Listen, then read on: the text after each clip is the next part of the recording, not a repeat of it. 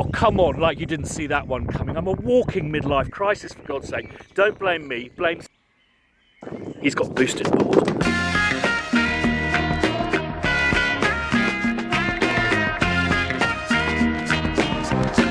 Where are we at? So, Well, I liked everything that you sent.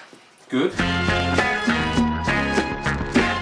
If you recall, a few months back, I did a film with Yellow Technology, one of my more boring, long vlog films. This one's going to be even more boring, which is why it carries the nerdy advisory. Yellow Technology are a company who are going to wire out the studio, which is going to happen fairly soon, but they've come up with the plans for the patch bays and how we're going to organise all the wires and how it's going to be all absolutely marvellous. Now, the first thing I have to say is just the quality of their stationery is just, I think companies don't spend enough time. This is the only time I get to touch Yellow Technology and it feels good. So basically I'm going to run VT back in London of the meeting I had with them, but I'm going to support it with the stuff that we're looking through so you can see it close up. Now I was thinking, a friend of mine called Andy, who is one of the most talented musicians, and he lives about as far away from me in the UK as you possibly can. He chopped down a tree and he's been drying it for, I think, about 4 years. And he finally chopped it up and created these amazing iPad holders with resin or something kind of pretty, almost looks like an opal in the middle. Looks pretty incredible. So I'm going to use that to prop this up on to do a proper old-fashioned rostrum. I mean, we've got various things to talk through, but I thought probably first thing to do is sort of see what you're thinking about what we've sent so far. One of the key questions is disruption, really. Well, two things there. Firstly, I don't think everything has to come out. Are you doing the unwire? Is that part of the quote? Yeah. So basically, we've allowed to take it as it is and turn it into the new thing. So Okay. No, it would be a good idea just to talk through the whole wiring concept. So we've got two small connector panels, left and right walls of the studio. Yep. Mic ties running round to the tie line patch, which is in the rack to your left, being added to at the tie line patch, and then going into the Bantam patch, so that you've got places to plug in directly in front of you and around the room, and patch to your two 1073 pre's. Okay. There. So that's your way into some direct ties straight to the Bantam for bits of gear that you've got not next to you. Okay. So if you've got gear over near the synths or on the right hand side. Okay. And then some instrument and speaker ties and a reamp tie, effectively allowing you to reamp at either side if you wish, or just to plug in over there. Okay. And a headphone tie on each side, again just direct to that central position. This to me feels massively overspec'd, I think. Am I right in saying the synths are going? This is not for the synths. This is on top of the synths. So the synths then are currently all on the left of the room, get balanced over there using the three Tascam units that are in spec. Yes. And then run round straight into the Bantam patch. So for me, I think we could just lose one of these. Yeah. Right. The right hand one. Brilliant. Okay, that's easy. Well, what do you do for headphone foldback currently? I've got one of those DAC. I can't remember who makes them. Very Benchmark. good. Yeah. Yeah, and I just plug straight to that. And I've got some headphone extenders. Yeah. Which is effectively what that headphone tie is on that Okay, system. so one is fine. Brilliant. Fine. And that'll be on the right side. The correct side, rather. And if you ever did need more, there are those balance ties to the Bantam, which would... And there's a bit of room for the future here as well. So what are we using the Neve summing for? So at the moment, you've just got all 16 outputs of your DAW going into the same mixer and out again. Okay. Is that how you wanted it? Well, the reason I've got my summing mixer is because I wanted to get all my synths into just a single 2-track, but I don't think that that's the right way to do it. And I'm really very keen to have people starting to mix up at mine, and I imagine they probably want to use it for that. Okay. To spit stuff out. For a mix, that is set up for a good summed mix, isn't it? Yes. Okay. You could patch it all to have all your synths through it instead, I guess. Yeah. I guess the choice of where things go is purely on what you would like the default to be, with no cables in the patch bay. Would you prefer it to be a synth mixer or a summing mixer? I guess. Yeah.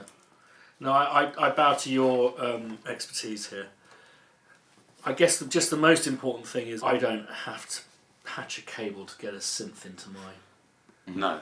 So that's because that's normal. That's what that is. So at the moment when I'm doing tutorials and screencasts, I've got the sound coming out of the Aperture thing and then literally going back straight in again and recording. And what's really restricting about that is if I'm doing a tutorial about Pro Tools, I have to record it into Logic, and if I'm doing a tutorial about Logic, I have to record it into Pro Tools. But if I'm doing a tutorial about how I work with both Logic and Pro Tools, how do you route the sound out of your computer and back in? So I was having a little think about what I just need is a really good, secondary Mac, and I realised I have one, and it's this.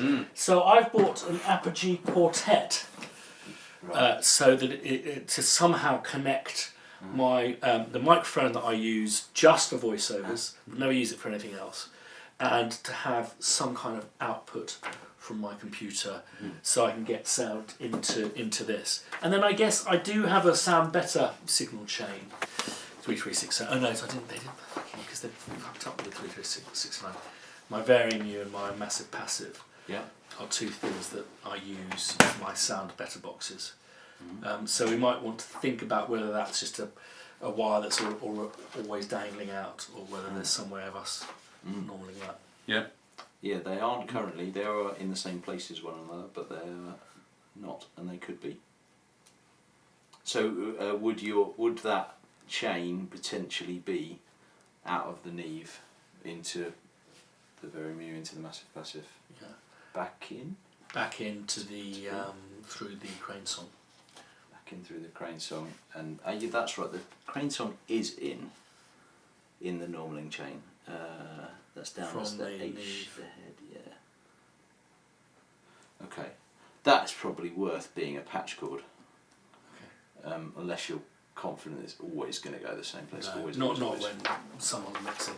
So I think what we could do probably would be the best thing is that we did do a bit of extra normaling for you and put the Varying Mu and the Massive Passive in that chain.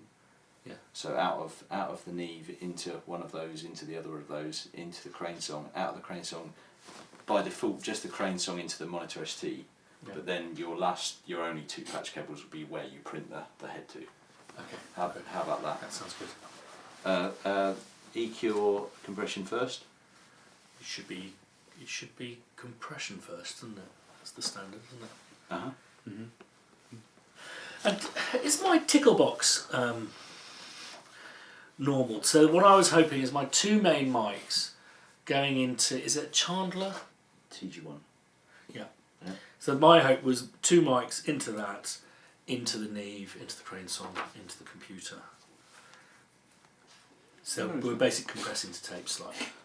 Surely you want the Neve first because the TG1 is line level. Oh, sorry. Yes, you're absolutely right. Yeah. So you want Neve TG1, Crane Song computer. Okay.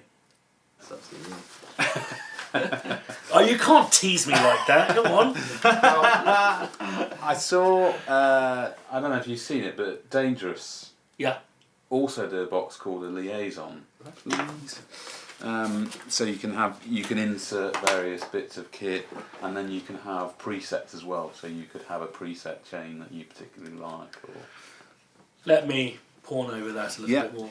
No problem. That could be the solution to the guitar thing, couldn't it? We've kind of done that with, in terms of the pedals. Yeah. We've got that covered with the Voodoo Hex. Oh yeah. Feel the midlife burn.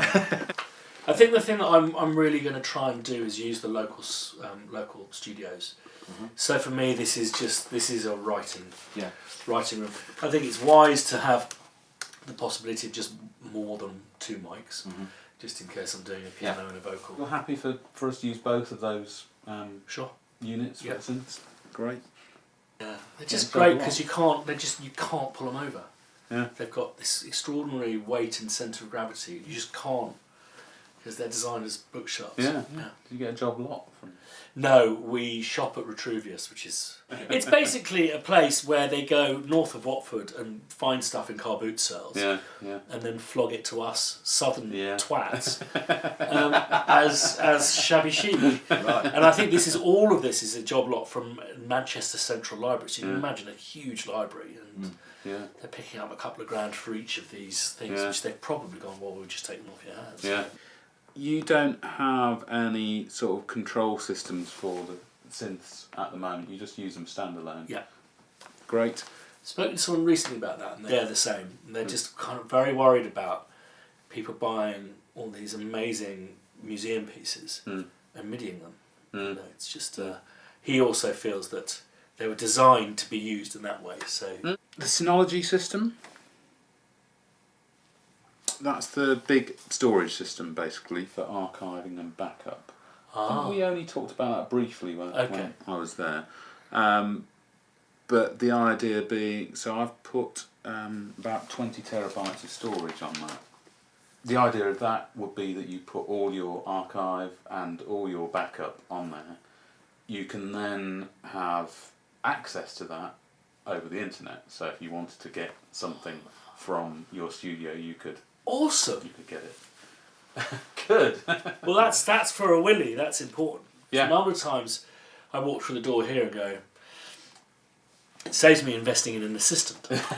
I am delivering a TV series in September, but basically what I'm going to do, I'm so used to working on a portable rig now. I'll just basically, you've made the decision for me. I'm going to set up on my portable rig in the main house, which is fine.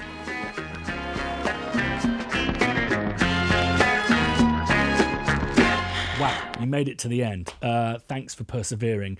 I'm going to kind of follow this with a molecular detail on this vlog. I think this is one of the fun things about these vlogs is they can be super short form and super long form.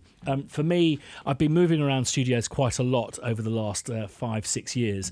This is somewhere I want to be for the next 20 years. So I'm really pushing the boat out, and so is Yellow Technology. Just a quick note on that. I'm not being endorsed by Yellow Technology. They're not giving me a special deal. They're obviously going to be very competitive and that kind of stuff. But basically, it's a company I respect, and I really love their stationery.